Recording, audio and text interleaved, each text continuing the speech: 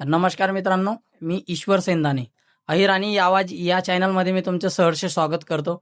तर आपण आज अशा शिक्षकांची मुलाखत घेणार आहोत, ज्यांना महाराष्ट्र शासनाचा पुरस्कार प्राप्त झालेला आहे.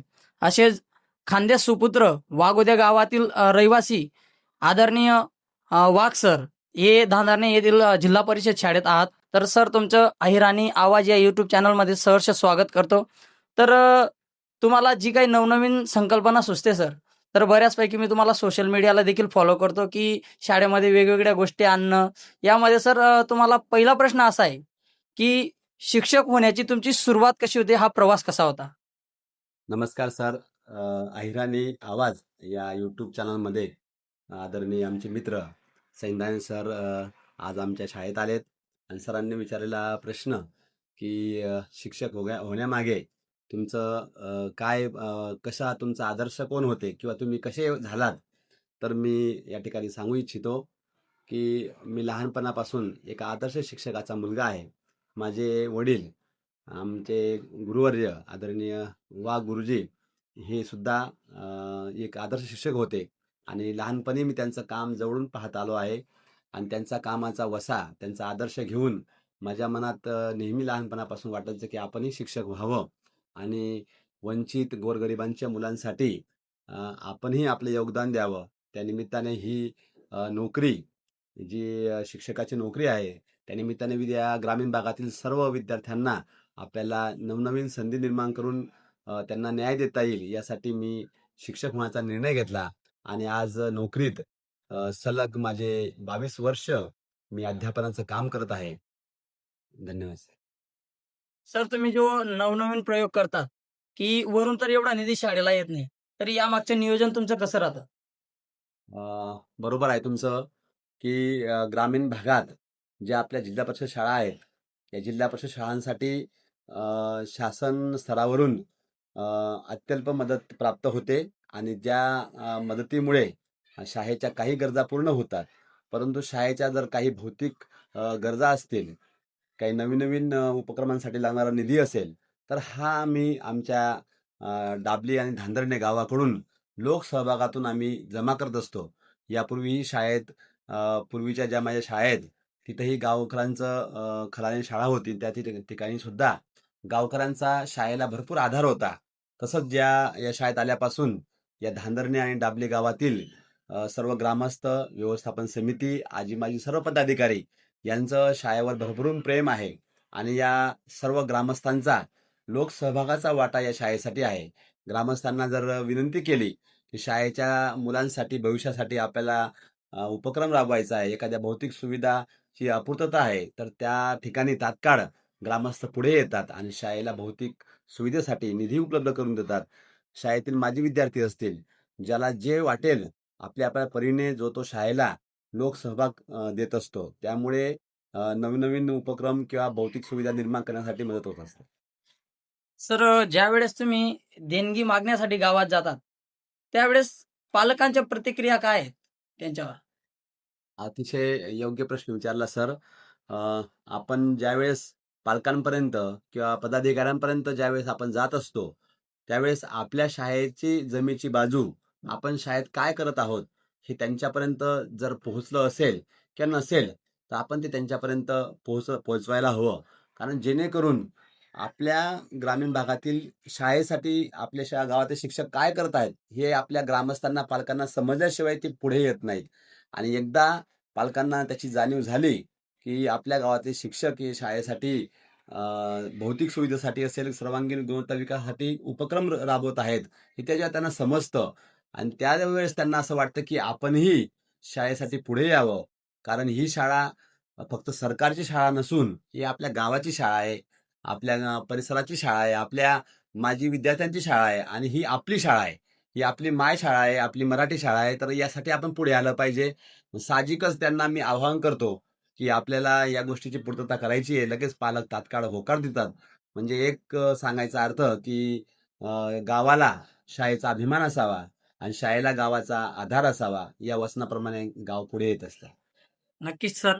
आणि मराठी शाळा ही खरंच वाचायला पाहिजे. याच्यावर मी देखील एक कविता सादर केली होती सर. त्याच्यामध्ये 4 ओळी मी तुम्हाला तुम्हाला सांगतो.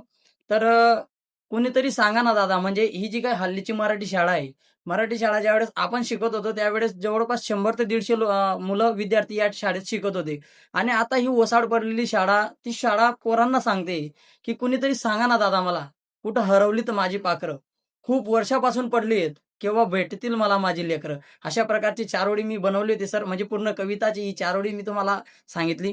तर याच्यामध्ये तुम्ही मुलांमध्ये शाळेची आवड निर्माण होण्यासाठी काय वेगळं उपक्रम राबवता? अतिशय बरोबर आहे. सर्व गोष्टी असतील आणि शाळेतले विद्यार्थी जर त्याची उपस्थिती कमी असेल, तर मग काय केलं पाहिजे? तर मी असं म्हणेन विद्यार्थ्यांना उपस्थित राहण्यासाठी शाळेत नवनवीन प्रयोग झाले पाहिजे. शाळेत नवनवीन उपक्रम झाले पाहिजे आणि जेव्हा विद्यार्थ्यांना उपक्रमातून एखादं ज्ञान आनंददायी पद्धतीने त्यांच्यापर्यंत जातं, त्या विद्यार्थी आनंदित होतात. जर आपण तेच ते एखादी पारंपरिक पद्धत घेऊन मुलांसमोर गेलो, तर मुलं कंटाळतात आणि परिणामी त्यांना शाळा नकोशी वाटते. पण जेव्हा मूल घरातून शाळेत येतं, त्यांना शाळा असं वाटलं पाहिजे, की आपण शाळेत गेलं पाहिजे, शाळेत थांबलं पाहिजे. ते ते करण्यासाठी माझे नेहमी प्रयत्न असतात आणि मुलांमधलेच काही सुप्त गुण बाहेर आपण शाळेत जर ते मुलांना दाखवले इतरांना, तर मुलांना खूप आनंद होतो आणि म्हणून आम्ही दर शनिवारी आनंददायी शनिवार हा दप्तरमुक्त शनिवार उपक्रम अंतर्गत आम्ही उपक्रम घेत असतो. याचा उपस्थितीवर खूप चांगला परिणाम झालेला आहे. सर, मुलांमधील जे सुप्त गुण आहे, ते तुम्ही कशाप्रकारे ओळखता? बरोबर आहे. विद्यार्थ्यांमध्ये प्रत्येक विद्यार्थी हा एक नाविन्यपूर्ण विद्यार्थी आहे. बरोबर. म्हणजे प्रत्येक विद्यार्थी हा युनिक आहे.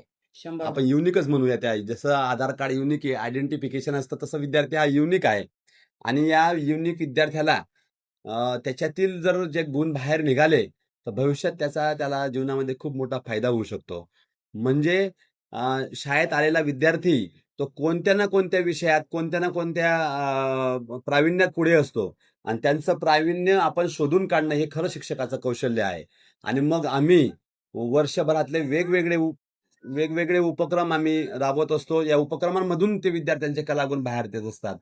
सांस्कृतिक कार्यक्रम असेल, दप्तरमुक्त शनिवारनंतर योगासने, प्राणायाम असतील, विद्यार्थ्यांमध्ये छोटमोठ्या स्पर्धा असतील, जयंती पुण्यतिथीचे कार्यक्रम असतील आणि वर्षभर चालणारे विज्ञान दिवस असेल, आम्ही मागे बालआनंद मेळावा याच्यामधून विद्यार्थ्याचे सुप्त गुण बाहेर येत असतात आणि ते एकदा ओळखले की त्याला ते आपण योग्य वेळेस प्रोत्साहन, प्रेरणा दिली की ते मोठे होतात. सर, तुमच्या शाळेबद्दल तुमचं स्वप्न काय आहे? खूप छान प्रश्न विचारला सर. शाळेचं स्वप्न काय असू शकतं एका शिक्षकासाठी? सर्व या ठिकाणी पाहणाऱ्या, ऐकणाऱ्या श्रोत्यांना मी सांगेन, या यूट्यूब अहिराणी आवाज चॅनल मार्फत मी जे सांगतोय, की आमच्या जिल्हा परिषद शाळा डाबले धांदरणे शाळेतून घडणारा प्रत्येक विद्यार्थी हा आदर्श विद्यार्थी घडावा आणि या आदर्श विद्यार्थ्याने समाजामध्ये आपलं वेगळं स्थान निर्माण करावं, यासाठी आम्ही प्रयत्नशील आहोत आणि त्यासाठीच आमचं काम सुरू असतं, की आज समाजामध्ये ज्या आदर्श नागरिकांची गरज आहे आणि त्या आदर्श नागरिकांमुळे समाज निर्मिती होते. असे आदर्श नागरिक आपल्या या शाळेतून निघावेत आणि पुढे जाऊन त्यांनी आपलं भविष्य उज्ज्वल करावं, यासाठी आमचा नेहमी प्रयत्न असतो आणि राहील. सर, आता आपण वळूया शिक्षण प्रणालीकडे. तर शिक्षण प्रणालीमध्ये तुम्हाला कुठले बदल व्हावेसे वाटतात सर?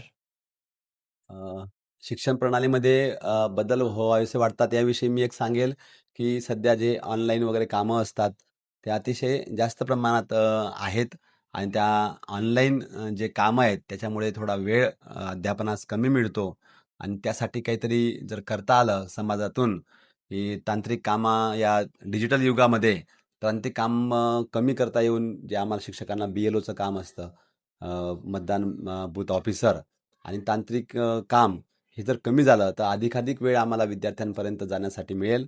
म्हणून आपल्या या व्यवस्थेमध्ये मी सर्वांना सांगू इच्छितो, की जे ऑनलाईन ॲप्स आहेत, ऑनलाईन तांत्रिक जे काम असतात, हे कमी करण्यात यावेत, जेणेकरून सर्वांना या लेकरांसाठी जास्तीत जास्त वेळ देता येईल. तर शेवटचा प्रश्न विचारतो सर, जे की माझ्या मनातील नाही तर पालकांच्या मनातील हा प्रश्न आहे, की सध्या इंग्लिश मीडियम खूप जास्त प्रमाणात झाले आहेत. ती देखील एक शाळा आहे आणि आपली मराठी शाळा देखील एक शाळा आहे. तर इंग्लिश मीडियममध्ये मधून मुलांना इकडे वळवण्यासाठी तुम्ही आपले कुठले प्लस पॉईंट सांगणार आणि त्यांचे निगेटिव्ह पॉईंट काय राहतील ज्यांच्यामुळे नकारात्मकही वातावरण नको व्हायला पाहिजे की जेणेकरून पोरं आपल्याकडे येतील. अतिशय रास्त प्रश्न विचारला आपण. मराठी शाळांकडे विद्यार्थ्यांचा ओढा कसा वाढेल यासाठी आपण आपण काय प्रयत्न केले पाहिजेत. सर्वप्रथम या ठिकाणी अ, मुलांचं शिक्षण हे मातृभाषेतून व्हायला हवं अशी महाराष्ट्र सरकार आणि आपल्या सगळ्यांची आग्रही भूमिका असते. मातृभाषेतून झालेलं शिक्षण हे विद्यार्थ्याच्या दूरगामी परिणामावर परिणाम करत असते. दूरगामी भविष्यामध्ये त्याचा परिणाम होत असतो. मुलांना ज्या संकल्पना असतात शालेय जीवनामध्ये त्या परिपूर्ण समजण्यासाठी त्याच्या मूळ मातृभाषेतूनच शिक्षण त्याचं झालं पाहिजे. आणि पालकांपर्यंत आपण ज्यावेळेस आवाहन करणार त्यावेळेस आपल्या शाळेमध्ये अ, वर्षभरामध्ये आयोजित केले जाणारे सहशालेय उपक्रम, नाविन्यपूर्ण उपक्रम आणि विद्यार्थ्यांच्या सर्वांगीण गुणवत्तेसाठी आपण शाळेत काय करणार आहोत याची पालकांपर्यंत आपण पूर्णतः माहिती दिली तर निश्चितच आपल्या जिल्हा परिषद शाळेकडे येणारा विद्यार्थ्यांचा ओढा वाढल्याशिवाय राहणार नाही. आणि आम्ही वैयक्तिक याच मार्गाने पालकांपर्यंत पोहोचतो आणि पालकांपर्यंत शाळा पोहोचल्यावर त्याचा चांगला सकारात्मक परिणाम पालकांवर होतो आणि परिणामी मराठी शाळेमध्ये येणाऱ्या विद्यार्थ्यांची संख्या नक्की वाढेल आणि वाढत आहे याकडे माझं असं ठाम मत आहे. नक्कीच सर. सर आता लास्टचा प्रश्न असा आहे की जो काही तुम्हाला महाराष्ट्र सरकारचा जो काही पुरस्कार भेटलेला आहे, तर त्यासाठी तुमची निवड कशामुळे झाली आणि कोणत्या कारणामुळे झाली? धन्यवाद. अ, मला 2024 साली महाराष्ट्र राज्य सरकारचा राज्य शिक्षक पुरस्कार जो की आपल्या क्रांतीज्योती सावित्रीबाई फुले यांच्या नावाने दिला जातो आणि हा सर्वोच्च बहुमान आपल्या या धुळे जिल्ह्यातून प्राथमिक शिक्षण विभागातून मला मिळाला. याचा मला मनस्वी अभिमान आहे. आणि या ठिकाणी शिक्षकांनी केलेले कार्य, सातत्य, नाविन्यपूर्ण प्रयोग आणि विद्यार्थ्यांसाठी केलेले विशेष प्रयत्न विचारात घेतले जातात आणि अतिशय चांगल्या दर्जाचा पुरस्कार शासन आपल्या या उपक्रमशील शिक्षकांना देत असते. आणि 2024 साली या उपक्रमशील शिक्षकांमध्ये मला संधी मिळाली आणि या पुरस्कारामागे खेड्यापाड्यातील सर्व जे विद्यार्थी होते माझे शिकणारे आणि माझे सहकारी मित्र आणि ग्रामस्थ या सर्वांचा या ठिकाणी मोलाचा वाटा आहे. आणि खरोखर राज्य शिक्षक गौरव पुरस्कार मिळणं ही प्रत्येकाच्या शिक्षकाच्या आयुष्यातील एक वेगळी ओळख आहे, एक वेगळा सन्मान आहे आणि तो सन्मान मी नम्रपणे स्वीकारला याचा मला सदैव अभिमान आहे. धन्यवाद सर. खूप छान प्रकारे या ठिकाणी मुलाखत तुम्ही दिली. खरंच मला तरी वाटतं, की प्रत्येक गावाला आणि प्रत्येक महाराष्ट्रात प्रत्येक शाळेमध्ये एक असे आदर्श शिक्षक हे भेटायला पाहिजे. तर नक्कीच तुमचा अमूल्य वेळ हा आम्ही घेतला. तरी हा व्हिडिओ जर का तुम्हाला आवडला नक्की 2 लोकांना शेअर करा आणि सरांच्या कार्यप्रणालीबद्दल तुम्हाला काय वाटतं हे नक्कीच आपल्या कमेंटद्वारे कळवा. जेणेकरून सरांचा देखील उत्साह वाढेल आणि अजूनही आम्हाला उत्साह वाढेल, की वेगवेगळ्या स्तरावरून शिक्षकांची आम्हाला कशाप्रकारे मुलाखत घेता येईल.